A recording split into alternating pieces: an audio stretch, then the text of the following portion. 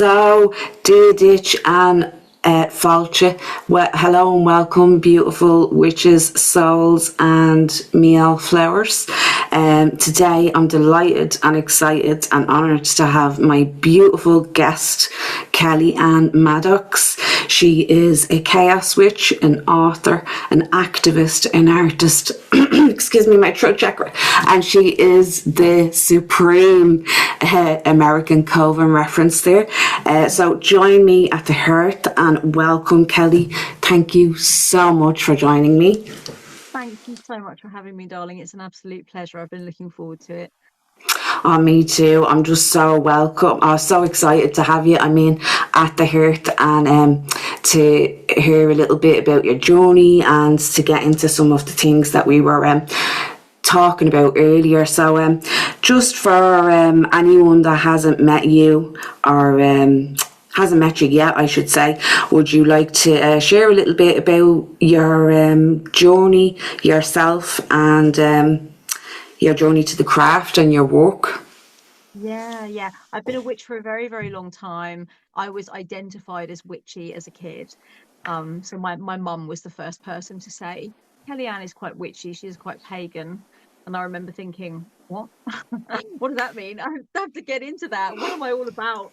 And I was given over time, the odd tarot deck. On two separate occasions, I was given tarot decks by two different women who thought I would like tarot. And this is before the age of 16.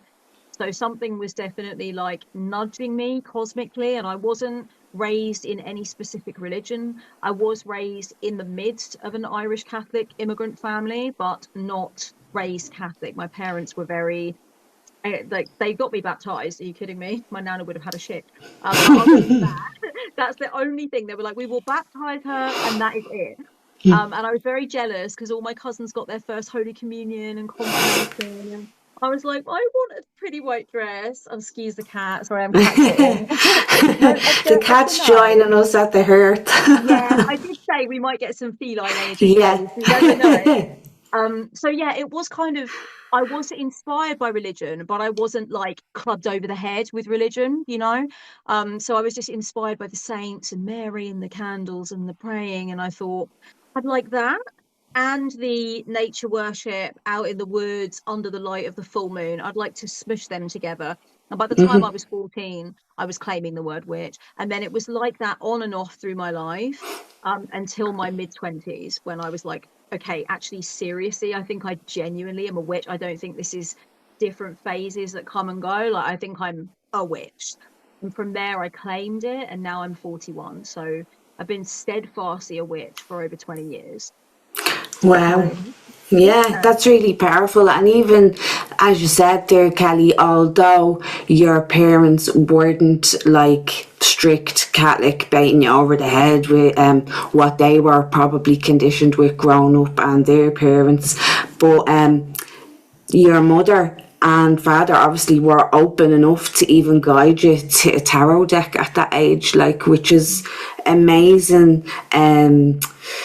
Inspiration and like encouraging you to like take the nudge towards the road less traveled, especially back then. Like, there wasn't really too much around about tarot and about the craft. And like, also I picked up on as well how you were connecting with the saints and with the deities, we should say, because a lot of them in the, as we know, Catholic religion, they did take from the old mythology, from the two of the Nanu, and turned a lot of them into saints. So we have Saint Bridget, which she is really a goddess of fertility, of fire, of abundance, of blessings. So yeah, I just really loved how you were still picking up even through the threads of years and years of the church taking goddesses. You could still feel the magic there and the energy. Absolutely. And it's exactly the same with, I lived in Russia for a while, and Russian Orthodoxy and is the same. The saints are actually, a lot of them are, sort of more, they're the next incarnation of what were Slavic goddesses and gods. And like folk, sort of like divine presences. So, and even the veneration of the Holy Mother, which for some denominations, Christian denominations, is considered idolatrous. For me, I've always thought the veneration of Mary is very fucking pagan and very, goddess worshipy. I think that's something, to me, I see Mary as like a rose through the concrete. I think that the veneration of the mother had to happen in order for the church to sell itself to pagans, actually. Yeah, no, totally. It's and it's as well, I'm sure living in Russia, I feel like that's kind of a little bit linked in with the Germanic and the old German, and then that goes into the Norse then as well. So yeah, you always have an undertone of the older energy, I suppose, if you wanted to just break it down into that, that's there, and that's after being worshipped for a long time before other structures tried to come in and change the story up a little bit, I suppose. Exactly, yeah. Slavic mythology is extremely deep. And it's very head spinning, actually, how much mythology there is, and how, just like with the Norse people, I think it wasn't all corralled into one set thing. Like if you went back to the times of like the Vikings, they wouldn't all agree that like, oh, Odin is the all father and Thor is this god. No, they had local traditions and customs, and from town to town you would be like, oh, this is kind of a Boulder kind of area and this is a Thor kind of area. So, and it was very similar there too. So from place to place, people know about the customs and the traditions in that place, and Russia is the biggest landmass in the world. So it was a lot to unpack, a lot to learn about. It was very fascinating. Yeah, no, it does. It totally changes from region to region. And I suppose as well, just when you mentioned that, I know that the Vikings actually settled in Dublin. That's who named Dublin is Dublin, which means black pool. And I know that a lot of their customs and the Celtic customs interlinked and mixed over a lot, like, so you kind of do see that throughout as well, like, and I suppose that part at that time would have had a mix of them two customs and rituals and whatever else blending in, the Sabbaths as well, like, if we're going by the wheel of the year and bringing in the different seasons and all of that. But yeah, no, it's totally amazing, and I'd love to actually hear more about that, maybe in a part 2 about your time in Russia. It sounds really interesting. Like, I've always wanted to kind of visit there, and Prague, and I just find the architecture really like drawing, especially a lot of it is that dome roofs on sorry, I have a few candles lighting here, Kelly. It's just I was seeing which one was popping there. But yeah, it comes to the architecture. When you fly over Russia, it glints in a way that when I had never experienced it before. I was like looking down over the landmass, and I was like, why is everything shining like a box of jewels? Oh, it's the domes on the churches and stuff. So, yeah, it glints. I think, like, for a lot of people that have flown back and forth from predominant Muslim countries, they'll be like, well, yeah. But for me, that was like, oh my gosh, this is so bling bling. I love it. Yeah, I can only imagine. Like, I'd say it's wild going in on a plane and actually seeing it from that that viewpoint. Wow. And to every listener, before we move on, I'm totally not into the Russian foreign policy. Okay, like, oh yeah, all day, every day. Yeah, no, Tony, we're literally just talking about architecture here, and old gods and goddesses, and like the energy of the land itself. Exactly. That's all we're talking about. We're not bringing any of the fucking horrible bastards that's out there into this right now. We have the time cut out for them with our bleeding. We have our work cut out with them at the minute. We really do, and we are going to touch a little bit more on the activism as we get a little bit more into it, because, as I mentioned, Kelly is a big activist, and always has been. So that's one of the big things that she likes to bring as well in her work, along with all the other powerful stuff. And just looking at your path now, Kelly, as a witch, as a teacher, as just a human right now, what threads feel most alive for you at the moment? Honestly, funny you should mention the activism, and I wouldn't claim being a big activist. I guess because Sorry.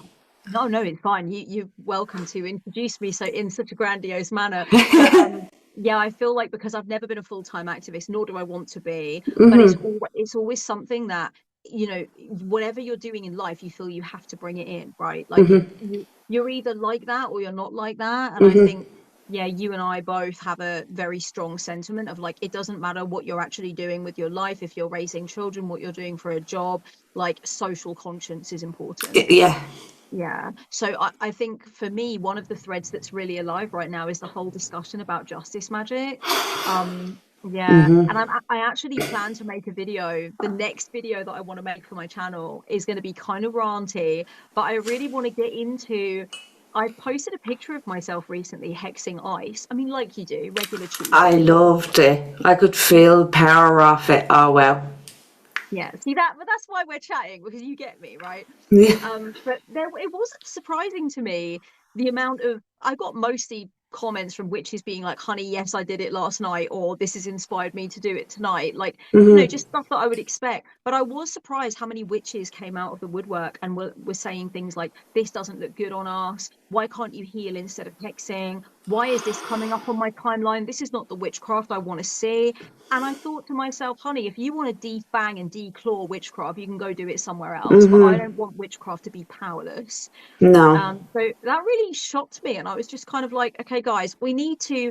I'm not expecting every witch's repertoire to be the same and every witch to have an instinct to do the same kind of magic. But if we are going to like rip the teeth and the claws off of witchcraft, sanitize it and package it so that the outside world of non-witches can be okay with it and we can be compliant and polite, you can go and push that somewhere else. That is not what I'm about.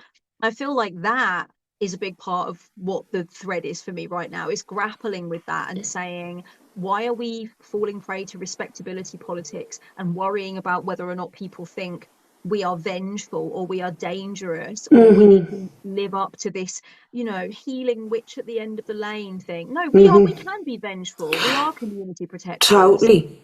Yeah, no, I totally agree. Well, first of all, as you know yourself, Kelly, I work a lot with Baphomet, which is about like bringing in all aspects, a lot of deep shadow work, but balance of both, And I've heard the saying along the way during my journey that, like, now I wouldn't say I fully agree with it, but like it is a saying that's out there, like that you're maybe not real witch, you can't do both, you know what I mean? But apart from that, I feel like if we are looking at it in another sense, it is a bit of a spiritual bypass, you know what I mean? It's like, let's just focus on the fucking love and the light, and there's no darkness in the world, there's no fucking bad shit happening in the world when there is. And apart from all of that, I think baneful magic, justice work, is a tool that we have to ourselves when the justice system is fucked, or when we can't get out and actually do a fucking physical thing. We can do a walking, and then maybe we can try and just do a few physicals, even if it's talking about it, if it's posting, if you're backing up your magical walking with physical action then as well. But witches have always been fucking food. When have we got to this stage where we're just sitting in a forest and fucking healing? Like, I don't understand where that, maybe the Gerald Gardner in the satanic panic kind of fucking thing, you know what I mean? But like, It's almost like, I don't know, there are ops inside our world that are like, let's not like stir up the satanic panic. It's like, we've always freaked out the normies and the base yeah, brigade. we That's are what the we weirdos, mister. We are the weirdos, like. exactly right. Yeah. And Yeah. I love that you brought up, babe, that like, justice magic is often about people, around people and practiced by people who have no judicial recourse. So it's like what you're defanging people also who are in a corner and need tools. They need tools, and it's the only tool you have, and you can't be trying to take somebody's power away from them, because at the end of the day, using your craft is your power. It's reclaiming your power, and it's taking it back. Apart from all of that, like Morrigan is one of the ancient goddesses that works with death, works with battle, works with justice, and like she's a big one that I work with, as well as other ones for doing justice work, for balancing the scales where the wrongs need to be right. It's what I mean, in a way that is in alignment, because they shouldn't have been done in the first place. Yeah, you're bringing things back into balance. You're not taking things out of balance. You're reversing the imbalance. Yeah, you're not just going out and saying, "Oh, do you know what? I'm feeling fucking sassy today. Let me curse some cunt." Like, no, anybody that's after, if you're doing a bit of baneful work or you're doing a bit of cursing, somebody's after crossing the fucking boundary. And they've probably crossed the boundary more than once, and that's when you're like, right then, is the gloves off? Gloves are fucking off then. You know what I mean? So yeah, I'm a big believer. Like, it's helped me so much. Like, just and warding and baneful work when it's needed to be. Yeah, fair enough, I do healing, like I'm a Reiki master. Do you know what I mean? But even that is fucking off kilter in that area, because you have a lot of these that are, oh, let's just stick in the love and light, and I'm just a healer. And even in the teachings itself, it's talking about you're just a conduit for the energy. Now I can see that that's coming in because you don't want to be going from your ego thinking, oh, I'm a fucking god, let me blast you over with my healing powers here, you know what I mean? Yeah, I can see that. But also, you're fucking channeling that energy, you're taking energy off people and clearing fucking shit that's probably never been cleared in this lifetime. So you're more than just a conduit for the energy. You do take on a lot. It takes you a while to clear that out, and they don't put any of that in. So in a way, it's a little bit washy, a little bit like you're saying about this prim and proper. Let's not like dive deep when, like, in my I'm sorry we're going on a tangent here, but like the reason why I done Reiki in the first place was to get to the root cause of things, to have a tool and to go deep into the fucking shadows, like, and get to trauma, like where's the root cause of this, you know what I mean? So yeah, I just feel like if we're really breaking it down, I feel like people aren't being really truly honest with themselves, and they haven't done enough fucking shadow work to realise what's going on in the world. Yeah, and I think they feel affronted, actually, that some witches want to bring such real, such, flesh and blood, things of flesh and blood consequence, systemic things, terrifying things, into their kind of like safe little playground of crystals and cards and tools and books. And actually, that is not what this is about. It's never been what it's about. Those trinkets, baubles, and resources are nice. But at the end of the day, if you have to defang and declaw me so I can hang out with you, we are going to be sitting at different tables. That's just natural. Well, as well, I think like you're not accepting like somebody for all of the parts of them. Then if you're saying, oh no, if you do that, well then fuck off. I only want this part of you that is like, doing this or saying this. So, exactly. Yeah. A lot of the witches that I work with, and I know that you've worked with as well, they are cycle breaking witches. They've already had to break several cycles, family cycles, to get to where they are. So the idea of then, when you enter witchcraft, allowing too many voices or influences into your space that are like, excuse me, you need to shave off your sharp edges and put yourself in a little box. My instinct is always to be like, back up. You're not doing that. I will not let anyone do that. And I kind of think I want to make a resource to remind witches that, look, if this rhetoric comes in that makes you feel shameful for using the full spectrum of your tools, get rid of it, block it, don't listen to it, especially not now at this point in our human story. Totally. Like, people's judgments like that are saying more about them. It really is, like, and if you're pretending that the shit's not happening in the world when it's like fucking a pressure point right now, it's like a pressure cooker that's steaming, like, you know, bury your head in the sand even more then. Because, you know, if we believe in incarnation, you're probably going to have to fucking incarnate again. Like, if you're not fucking, you know, you've probably signed up for a lesson to use your fucking voice in this life and stand up for shit, you know. And then if we're going for another layer, there's probably the witch wound that's in there as well that they haven't really fucking worked on. And we know that that goes fucking deep as well, like, you know what I mean? So, yeah, there's a lot of layers and a lot of reasons to maybe why people don't want to look at the shadow, but at the end of the day, it's there and it needs to be looked at. And the shit needs, like, there's enough room in the world for us all. And if we do all come together, like we did at one of the workshops that Kelly was hosting there a while ago, for justice work and for activism and for Palestine and for every fucking shitty thing. I feel like crying, I'm sorry. For every shitty fucking thing that's happening in the world right now.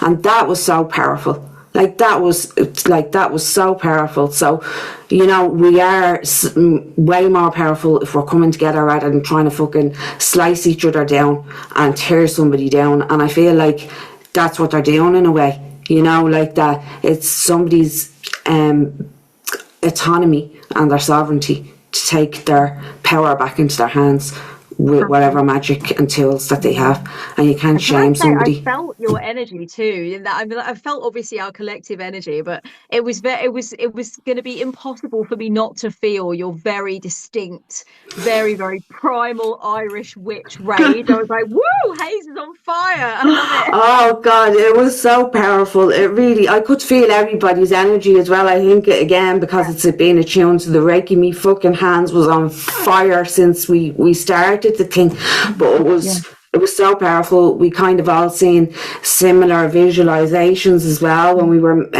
talking near the end as well. And I just feel like we need more of that. We need more of that. We definitely do, you know. And it was really powerful. So if that's what they're playing at, is to try and cut somebody down, block. The block button's there for a reason, guys. You don't need to put up with that shit. You've obviously have gone through enough crap in your life, and there's enough shit going on in the world right now to be getting hit on another level, you know, from people that have obviously not gone and done a bit of bleeding shadow work at the end of the day, like, you know. So yeah, definitely. And I just wanted to actually, this is linking in great now, is moving into the identity after trauma, Kelly, you know. So I know you mentioned a lot in your powerful work on rebuilding identity after trauma or unraveling conditioning. So, like, what did that look like for you in your own life? And who were you before? And how did the craft help you remember yourself? Yeah. Sorry, I know it's a loaded question. No, please. This is a great question. I mean, a lot of people that engage with my work, I have been quite honest about my story. I did have an early onset mental health episode, which is it's a hereditary mental health disorder. And I also, at around the same time, quite young as a teenager, started self-harming and hiding it from my parents, hiding it from adults. I was in a very unhappy home with my mother in a very unhealthy second marriage. And on top of that, I also was parentified quite extremely by both of my parents. You know, when you're, it's classic eldest daughter shit, to be honest with you. You know, like, I know other people can experience it aside from eldest daughters, but those memes about eldest daughters, there is no smoke without fire. That is a real thing. When you just take on a lot. I was being told reams of stuff that I shouldn't have been being told as a 13, 14-year-old. And learning how to manage the energy and the emotions around me, instead of actually really anyone knowing or considering how to manage my emotions or hold space for my emotions. And so, I think a lot of my deconditioning and a lot of my cycle breaking was around learning how to repurpose that ability that I have to hold space and to listen, and to believe that conversation can cause alchemy. And of course, now I do it through the medium of my job as a spiritual counselor. And so it was learning how to not shut it away and think of it as a way that I could be used or pigeonholed, but actually to think that is a sacred skill. I'm allowed to have some boundaries around it. I'm allowed to help people with it, but it's got to be on terms that I can actually live with. And then just coming to having a wellness practice, coming to self-care, coming to self-love. I think, you know, it's very fair to say that if you're cutting yourself to ribbons, if you're restricting your food, if you're doing those kinds of things, there's no way fundamentally that can be self-loving and self-accepting. So it was breaking those things. And actually, for a while before I wanted to heal, I was in denial about that. I was like, look, I just do these things. It doesn't matter. It's not important. Whereas, yeah, now at the age I am now, I look back at that and think I was so lost and so grabbing on to any quote unquote tools I could find that would help me through the difficulties I was going through. And I replaced all of that with therapy, witchcraft, working out, lifting weights, talking to my friends, opening up, stopping self-harming, stopping restricting. So my journey has been really through, going from fuck up to level up, I would say. Wow, it's so powerful, Kelly, because like when you're in a space of self-harm and feeling that low, and as you mentioned, that is a tool, even though you don't realise it, because it is relieving all of this fucking shit that you're holding inside that you're not fucking fully understanding. And then, like, if you want to say you're in a space of self-hate, and then to go from that to a place of self-love is a fucking Mount Everest and a half. And you know, just congratulations for getting and staying where you are and getting better tools to deal with that. And just congrats, like, because I'm sure so many people that are maybe going to listen or watch this have gone through similar situations, and they know how hard it is, or maybe they're just getting out of a place of self-hate right now and they're slowly climbing up that ladder to the self-love. And just be gentle, I'd say, with yourself and compassionate with yourself, because you're doing amazing to even, you know, realise, like you said, realise, all right, maybe I do need to actually stop doing this. Maybe it isn't the best, you know, bringing in that awareness. Yeah, and for anyone listening who's resonating with what you're saying, I would also say, you know, it's a dimmer switch. Healing is not an on-off switch where like one day you finally get to the point of opening the door and having it all figured out, and you never lose your compass of self-love from that point. It's a daily choice to operate self-lovingly or not. And it's also that dimmer switch. Like sometimes things will come along that will trigger you certain times of year, you know. I know for a lot of people, Mother's Day, Father's Day, like times that they lost people, times things were really bad for them. These things trigger you. Sometimes you take some step back. It's a bit like snakes and ladders, isn't it? It's like everything's going really well, and then you slip down a snake and you're like, it's okay. That's life. It's fine. You know, like I start from here, and the rest of my progress was never washed away in the rain. Every single moment of my progress still stands, you know. Yeah, no, totally. It's so profound what you're saying there, Kelly, because, you know, like you said, something comes along in life, whether it's an anniversary, whether it's whatever it may be, like, and it, you know, it fucking drags you back, and it feels like, fuck, I'm taking 10 steps back here now. But then when you do end up taking the 10 steps forward again, you're stronger for it. Oh, I can't hear you. Hang on. Can you hear me now? I wonder why I can't hear you. Are you back? Can you hear me now, Kelly? Oh, there you go. You're back. Sorry. Yeah. You were saying about taking 10 steps back. Yeah, I was just saying, like, when you feel like you're taking 10 steps back, you know, and you're like, fuck. But then by the time you take the 10 steps forward again, you're stronger for it. Even though you don't realise it when you're in the shit, and you're like, oh, fuck it. I was doing so well. I was coping. I had tools. I was getting up. I was fucking, like, you know, getting back to life. Then this comes along. You're fucking feeling like shit. You're feeling like you're in the hole again. Am I going to get back out of it? But then you do. Because one thing we're guaranteed in life here is change. Not everything can stay the same. You know, as much as it feels like that at the time, you will get out of it. You You're will. so right. Those moments where it's like everything's gone wrong, I fucked up, I've gone backwards. When you sort of grapple with that and you come to the point in the road where you're kind of like on track with your self-loving or your healthy behaviors again, you think to yourself, "Oh, I wasn't stuck in a pit chasing my own tail. That was serious. I my biceps are stronger spiritually. Actually was like creating muscle through going through that challenge." So yeah, I'd also say to anyone, if you feel like you're in that pit right now, you are working muscle and you will be stronger for the rest of the journey for that. A linear journey with no bumps in the road does not create muscle. Totally. Totally. And you know what it is? It's kind of like when you're working out on your body. You haven't been working out for a while and you're starting to build up muscle on certain parts. You know what I mean? The muscle that you're building up during these harsh fucking times is gonna do you so much good and get you stronger, even though it doesn't feel like that at the time. It really will. And it makes people who they are. It really does. Like, you know, it helps with even the space that you're able to hold for yourself.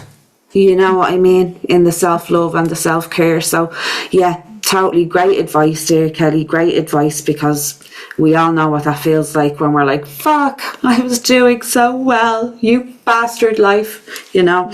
Yeah. But yeah, I wanted to ask about the autonomy and consent and move on to like, how has witchcraft helped you reclaim that autonomy, saying no, and you know, meaning no, whether that's in relationships, whether that's in your body, or even in witchcraft spiritual communities. Yeah, I think honestly, witchcraft makes me feel like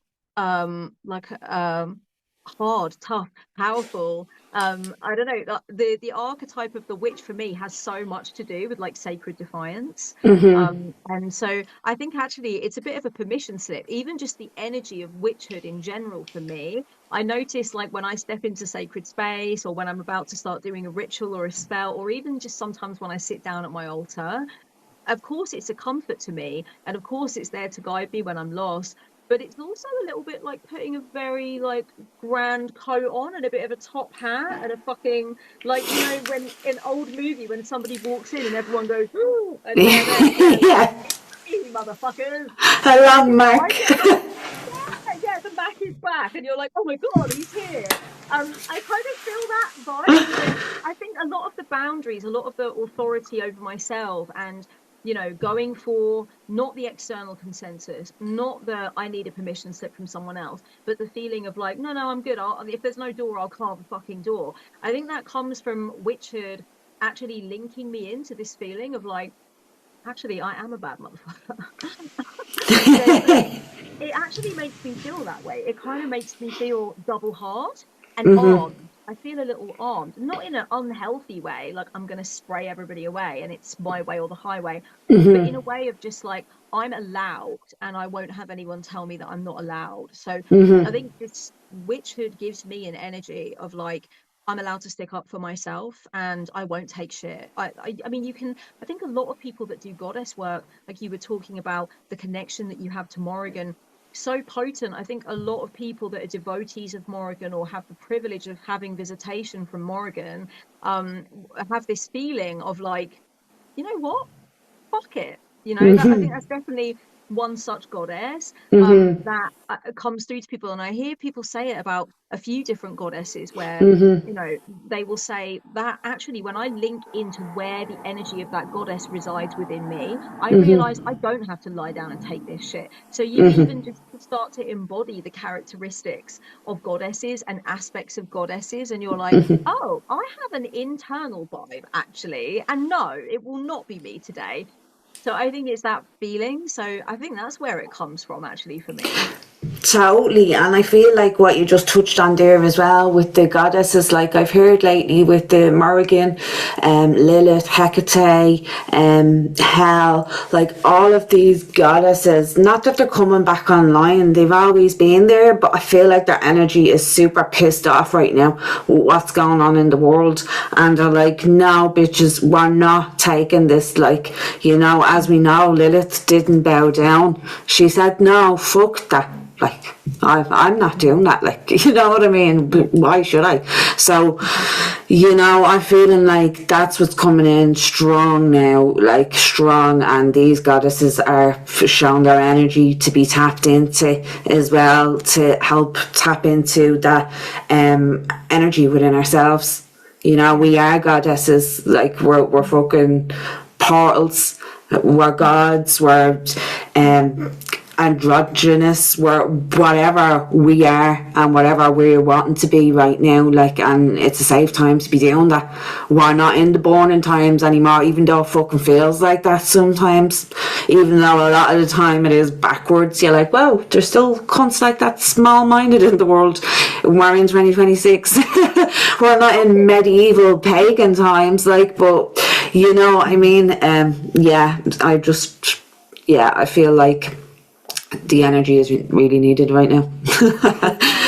Because I believe in the collective unconscious. So I believe like all deities exist within me. There must be a blueprint of each deity in me. And a lot of the time I work with the Jungian idea of the mythic mirror, which is like, instead of looking to a deity to solve your problems or to tell you what to do or to give you that permission, locate the energetic source and the wisdom of that deity within yourself and embody and become that deity. And so Totally. a lot of it is through example. And I think at certain times of collective patterns and data showing us what we need to know about safeguarding children, about not wanting to see these horrendous fucking bombs falling for no goddamn reason, at those points, our wisdom is to link into those parts of ourselves and to take messages and to take guidance from those deities that will actually see us through. It's like selecting a leader to take us through our wartime. It's like, okay, like, which beings are obviously going to be like with us in the strategy room, like training us up. I often Yeah. say that Hell's energy for me a lot of the time just feels like sword training for Ragnarok. That's how her energy comes across to me. Yeah, no, I totally get what you're saying there, Caddy, and I find as well a lot with the older goddesses and the gods, they're not like, I feel like when I first got on my journey, obviously you go through the angels and the archangels and shit like that. Now I still kind of work with them now and again, don't get me wrong, you know what I mean, but they're not going to tell you, no bitch, fucking pull your socks up, get your finger out your arse and get out there and do it. You know what I mean? They're not going to tell you that. Or if you're trying to, you know, link in with a deep, dark sexual aspect of yourself that you're trying to bring to the surface and integrate into yourself, you know, you're not really going to be going to be one of the archangels and asking for help with that. Like, so I'm feeling like, you know, the older deities are there and they're ready for that, but they're also not going to be doing the work for you. They'll guide you along the way, you know what I mean, but like, I don't think that any of it does the work. You have to do the work, like. And I do think, you know, celestial energy is really interesting. It does have its really potent, like energizing, momentous parts to it. But I couldn't help but laugh when you were like, oh, you're not going to go to an archangel to like release some kind of deep, primal, suppressed sexual energy. Yeah. And I was thinking to myself, Archangel Michael might tell me to pull my finger out my ass, but he's not going to teach me how to be comfortable, you know, having sexual pleasure up my ass or something. Totally. That's going to be something else. Yeah, totally. He's not going to be telling you about bleeding, orgasm with sex magic, manifesting. Right, yeah. Comfortable talking to Michael about that, I don't think. No, that's what I found. Now, don't get me wrong, somebody could have different interactions or relationships with their deities and maybe they do come true like that, but just for me, and I've worked with them over the years, they don't, you know, they're more on the healing fucking, you know, spectrum of like, let's keep things kind of light, you know what I mean? I don't find that they go deep into the fucking underground of the soil and be like, yeah, let's get me hands dirty. You know, it's almost that it makes kind of sense. I think there's a really, really powerful unifying and conscious raising light in the celestial beings. But when you got to go down to the grisly shit and the filth and the tentacles underneath, then yeah, it's just a different energy. It's a different energy. That's yeah. all it is. Like, you know, it's the same. Like, if we're looking at it with a cosmology of the upper world, the middle world, and the lower world, you know, all of these deities are going into the lower world. Like, you know what I mean? These other deities are walking in the upper world. They might influence the middle world a little bit, but they're definitely not going down into the fucking abyss. You know what I mean? Because it's just a different vibration. Like, they can't go down that far. It's it's like the fucking, you know, the deepest, darkest part of the ocean that they can't explore because it's too deep down. That's what I feel. They're the gills and the pilot fish light. Yeah, the mermaids and all down there, right, saying they still haven't fucking found them. Sirens living the life down there. Let me see, is there any fisherman tonight? No, sorry, I'm going off. I'm going on a tangent. I honestly think though that like that is why most people that I know have what I consider to be like an astral army or a divine sort of like, you know, you there's a whole executive board where, you know, the wisdom of the witch that works with divine intelligences, disembodied intelligences, is to know which being for which job, and allow beings to tell you who you need to be in communion with, and who's, you know, who has your ear, what has your ear. And I think it's really interesting talking to witches over time who are like, they'll explain like who they consulted, how they consulted, what guidance they received, and it will always be that they just have a very, very fucking strong spirit team, and that team organizes with itself on what the witch needs to be told and when and how. Totally, like, you're after building it up over the years. You know, you've built it up. It's like your house. When you first moved into your house, like, you know, maybe you brought, just say you didn't have any fucking thing. Yeah, at your first house, you don't have that. So 8 years later, fucking house full. You're after bringing shit back nearly every week to it, like, you know what I mean? So, yeah, you don't realise, oh shit, it's a good fucking 9 years. I'm after building up, like you said, a fucking army of different guides here in different ways to walk on different levels, like, you know. So absolutely. And I've worked with the same witches many times over the years. I've had the great privilege of working with witches on and off for the 12 or 13 or however many goddamn years it is now that I've been doing this, and it's such a privilege to have a witch come back 4 years later and be like, oh yeah, no, another one came in, and like Aphrodite and I do work now, and I'm like, oh.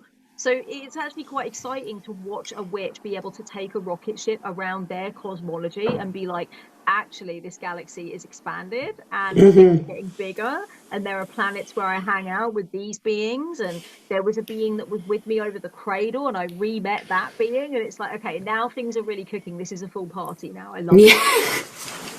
Yeah. And everyone's invited. Yeah, exactly. It's like that scene at the end of Labyrinth where yeah. I love it. Oh well.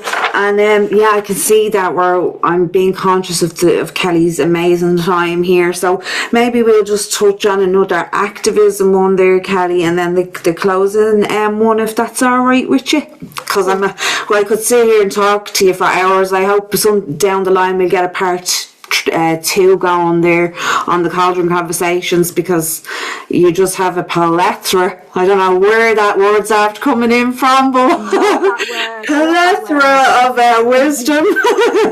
I love that. I would love to come and talk to you again. I absolutely just, you know, I vibe with you. The chat is off the chain with you, babe, so anytime.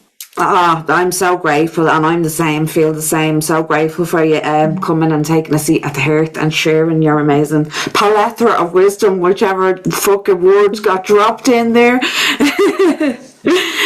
But yeah, which one will I how do you see reclaiming power through the craft feeding into, like we were saying, the activism or the justice work in the world right now? Yeah, for me, it is a mixture of metaphysical and material. And this is something that I said in, you know, I made a video about justice magic. And one of the points that I really wanted to make was, I don't like, or I don't vibe with the binary idea of like, is justice magic, uh, the most effective thing and the only thing that we should be doing and the thing we should be focusing on, or is it useless, powerless, not important, let's just do material stuff? For me, it's a dance, and it's a combination. Like, I don't remember the last time I went to a protest action or did any kind of fundraising work or did any kind of interaction. I used to do a lot of volunteering that involved like filling out paperwork for people that have been war victims and stuff like that. I don't remember the last time I did any kind of volunteering or protesting without doing some witchcraft before and afterwards. Like, it's to bolster me, and it's to get me in the zone, and it's to make sure my energy is the way it needs to be for whatever it is I'm doing. And it's to put good energy and protection over, for example, the collective working that we did together recently for Witches for Justice. Of course, I did cleansing before that and grounding after that, and like got myself in the right headspace and asked my goddesses to be in attendance and to put protection over us and our internet connections, like all of those things. So it's like, to me, it's not a binary choice between one and the other. And it's not this idea that if a witch is, hexing or cursing or doing protection or doing healing for the collective situation, then they're not doing anything material, or vice versa. Like, I remember one of the witches for Palestine received some kind of comment to the effect of that it looked like what we were doing was performative. Honey, you have to donate to a charity to join the live. And it was private. Yeah, pay attention. Like, it's really interesting how easily people will be like, the justice work or like the work about the collective stuff, it must be performative, it must be empty, or it must be the only thing witches are doing. Witches are expertly and sophisticatedly combining their material contributions with their metaphysical contributions. And it's so alien to some people that they literally have decided that if witches are doing something for the collective, it must be performative, without paying attention, without checking the details, without checking how much money we raised for that organization. So it's almost like people are very binary. And one of the main things I think about reclaiming power, doing activism in witchcraft, is that we just have another set of tools, and we're going to use every tool. We're just going to throw everything at it that we can. Totally. So, yeah. And apart from that as well, Kelly, like, I know myself, like, I usually keep my workings private. Like, I'll share one or two here or there, but I always keep my workings private. I'm kind of like a private person. I'm trying to open up a little bit more lately, like, and be a bit more interactive, but a lot of witches are like that, and not everybody's performative, like, not everybody does high ceremonial fucking magic, like, you know what I mean? We're not, everybody's craft and practice is different to them, but like, a lot of the time it is private. They're doing it in their own space, like, nobody's seeing what they're doing. So I don't see how we all have to get together and make a video of what the fuck we're doing. That was a private fucking Zoom thing. Nobody could see what we were doing. Yeah, there was a few adverts up, but here, if that's pissing you off, fucking, where's your energy? Why didn't you fucking join them? Yeah, why didn't you make a donation, join, and make a real material difference for the people that have had to escape genocide in the not too distant past, that it's still going on. So it's very interesting the way people put it in a box, and they're either like, it's everything or it's nothing. You're either doing that and nothing else, or you're not doing that and you should be doing that. It's like, look, witches have a very sophisticated way of going around the kitchen and combining things together. Like, in a way, when it comes to activism, we can all be kitchen witches. We can also always say, this is how much energy I've got. This is how I'm going to be doing things magically. This is the material contribution, and I'm going to take this off the heat, and I'm going to put this on the heat, and I'm going to put Netanyahu in the freezer, whatever it is you're doing. So I think it's that sense of like, it can be combined. It doesn't have to be a choice between column A or column B. And look, I've been on the internet saying I'm a witch, and I've been a lot longer off the internet saying I'm a witch before that. What kind of witch would I be if I wasn't breaking this out for the collective work, only for the personal work? Yeah. No, totally. Like, they go hand in hand, and anyway, like, you do your own workings, and then this collective is there. You can't pretend it doesn't exist. Like, if we're looking at it in an energy sense, it's an interconnected fucking web of consciousness, like, that we're all fucking connected to, like, so You know, I don't know. I think, again, it's just kind of like spiritual bypass, and it's kind of trying to look at things in black and white. There's no fucking grey area.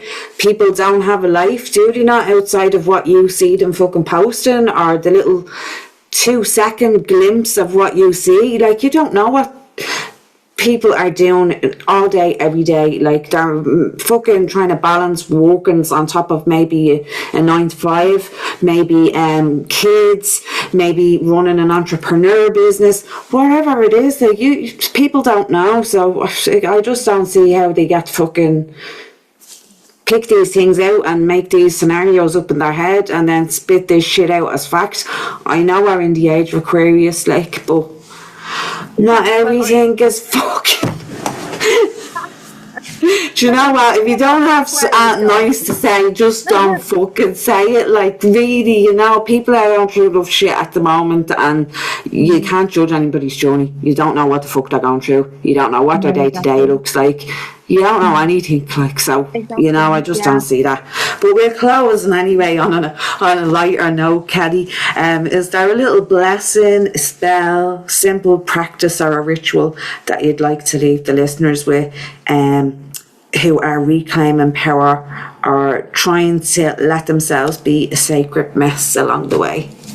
Yes, here's one thing that I've suggested for years and years and years. It takes a little while. It's not like a super simple bam bam we're done, but it's so powerful. I suggest it to people all the time. I always say, if you have gone through 7 shades of shit and lived to tell the tale, please write out your timeline. Just open up your laptop or your phone and start with some of the earliest things. You don't have to go into really deep memory recall. If you can only even remember just certain emotions, like when I was a kid, I didn't feel wanted, or I didn't feel like I fit in, or whatever it is, you just start writing your timeline and put the major events in there, the things that you've lived through, the things that you could teach a TED talk about because you went through it so much and you lived it so in such a granular way that now you can actually teach a workshop on it. You know it so well. All of the times you fell down and then got back up, all of the times you said to yourself, this hole is so deep, I'll never see the light again, and then you came back brighter. And then you actually speak that timeline aloud, light a candle, sit with it and say, this is my story.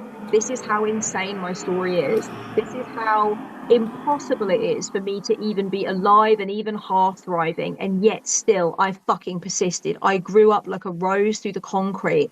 And give yourself those flowers, congratulate yourself, and just look in the mirror and say, I'm a double hard bitch. What the fuck? How is this even possible? Well, Kelly, that's such a powerful, blatant message to give, like, because people don't know how much they can inspire somebody with their lived experience of what they've went through, you know, or even inspire themselves as well and get them to own their story, you know.